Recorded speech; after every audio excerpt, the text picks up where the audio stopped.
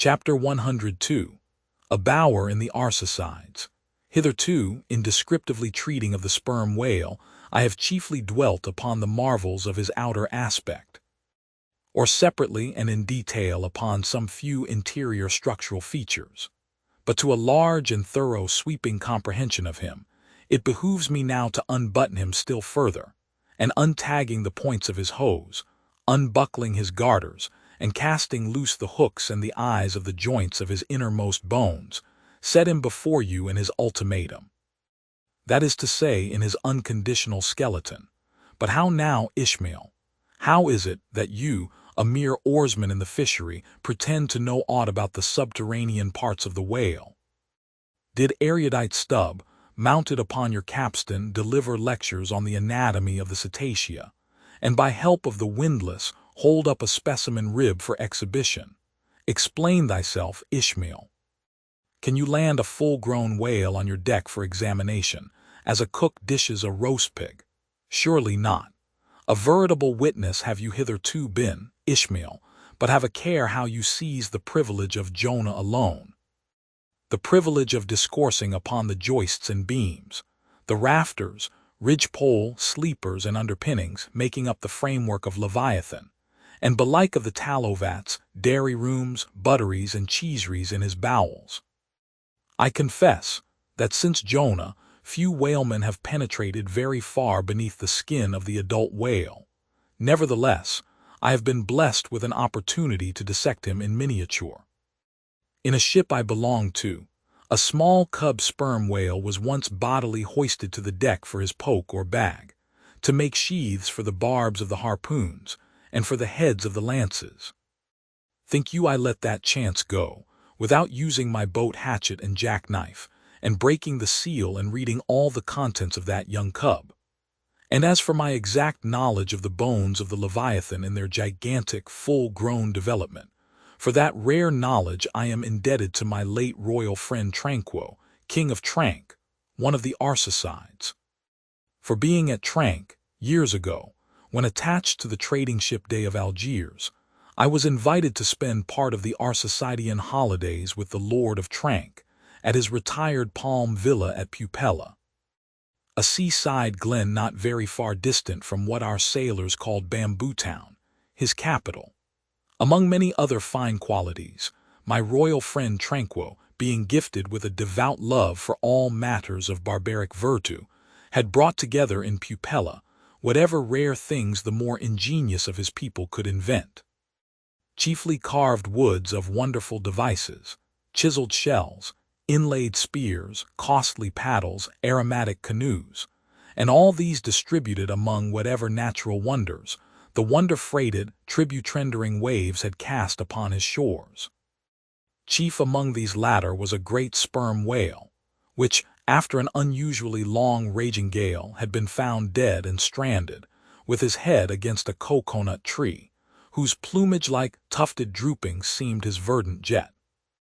When the vast body had at last been stripped of its fathom-deep enfoldings, and the bones become dust dry in the sun, then the skeleton was carefully transported up the Pupella Glen, where a grand temple of lordly palms now sheltered it. The ribs were hung with trophies, the vertebrae were carved with Arsacidean annals in strange hieroglyphics. In the skull, the priests kept up an unextinguished aromatic flame, so that the mystic head again sent forth its vapory spout.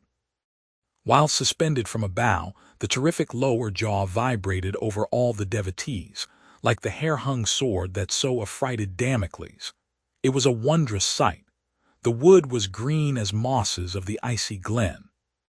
The trees stood high and haughty, feeling their living sap. The industrious earth beneath was as a weaver's loom, with a gorgeous carpet on it, whereof the ground-vine tendrils formed the warp and woof, and the living flowers the figures. All the trees with all their laden branches, all the shrubs and ferns and grasses, the message-carrying air, all these unceasingly were active. Through the lacings of the leaves, the great sun seemed a flying shuttle weaving the unwearied verdure.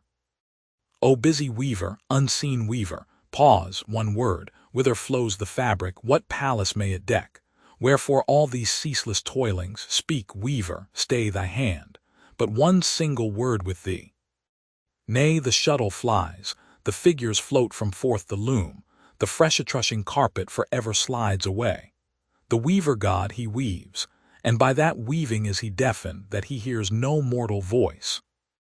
And by that humming, we, too, who look on the loom are deafened, and only when we escape it shall we hear the 1,000 voices that speak through it. For even so it is in all material factories. The spoken words that are inaudible among the flying spindles, those same words are plainly heard without the walls, bursting from the opened casements. Thereby have villainies been detected. Ah, mortal, then be heedful. For so in all this din of the great world's loom, thy subtlest thinkings may be overheard afar. Now, amid the green, life-restless loom of that Arsacidean wood, the great, white, worshipped skeleton lay lounging, a gigantic idler. Yet as the ever-woven verdant warp and woof intermixed and hummed around him, the mighty idler seemed the cunning weaver, himself all woven over with the vines, every month assuming greener, fresher verdure, but himself a skeleton. Life folded death, death trellised life. The grim god wived with youthful life and begat him curly-headed glories.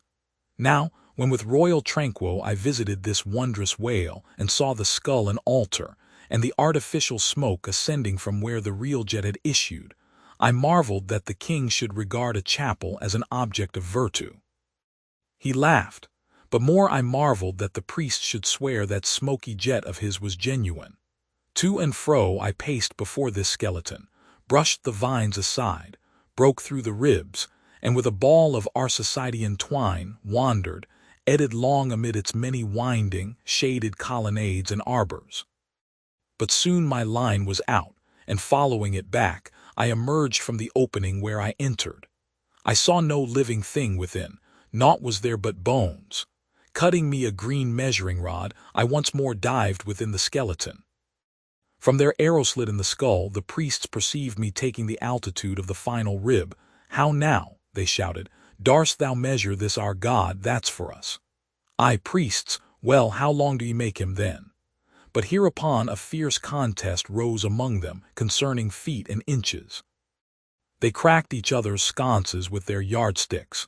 The great skull echoed, and seizing that lucky chance, I quickly concluded my own admeasurements. These admeasurements I now propose to set before you.